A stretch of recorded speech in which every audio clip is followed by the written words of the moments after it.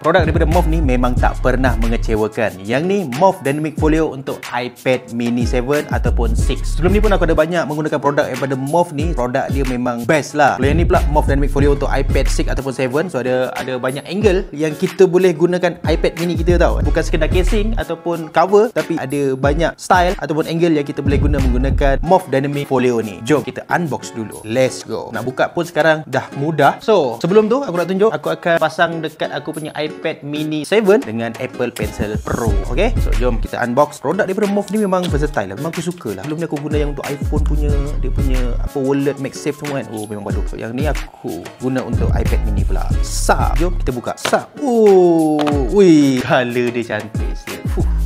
So kat sini kita dapat dia punya instruction lah. Uish. Menarik. Tengok. Sap. Ui. Bayangkan ini saja dia punya effort untuk buat tu.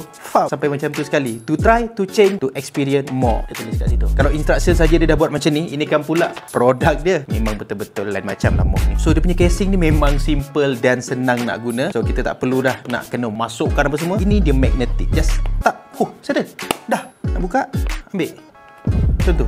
Nampak? Dia memang kuat nampak. Tapi yelah, bahagian tepi-tepi ni dia terdedah sikit lah. Dia tak protect lah. Tapi so far memang best lah. Dia ada beberapa angle lah. Kita boleh buat macam ni. Lepas tu kita boleh buat floating macam ni. Macam ni. Ataupun kita nak buat sub macam ni, ataupun kita nak buat macam ni. Lepas tu letak phone dekat atas. Sebab kat atas ni dia magnetic, tapi dia tak berapa kukuh lah. Tapi dia adalah magnet tu. So kita boleh letak iPhone kat atas ni untuk multitask ataupun multi display lah. Macam ni pun boleh, nak macam ni pun boleh. So, ada banyak angle lah. Lepas tu letak phone macam ni. Nampak? Siapa-siapa yang suka multitask, boleh buat gaya macam ni, letak iPhone kat atas. So tak perlulah kita nak ada phone holder lain untuk kita letak kat sebelah kan. Kita letak je kat sini. Dan kita boleh buat kerja dekat iPad ni lah, sambil-sambil phone dekat sini. Nampak? Style kan? Dan tak cukup dengan tu, nak vertical boleh, tak ada masalah. Kat sini dia dah bagi macam penyangkut. Nampak?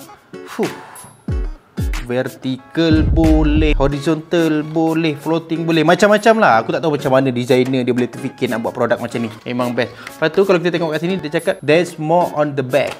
Dekat belakang ni pun dia dah ada tunjuk lah angle-angle yang kita boleh buat dekat Dynamic Fold ni. Okay, sebenarnya dia ada satu lagi produk yang kita boleh combine dengan Dynamic Folio ni. Dia ada holder untuk Apple Pencil ni. Dia snap kat sini, magnetic juga. So selamatlah Apple Pencil tu tak jatuh, tercicir ke apa benda kan.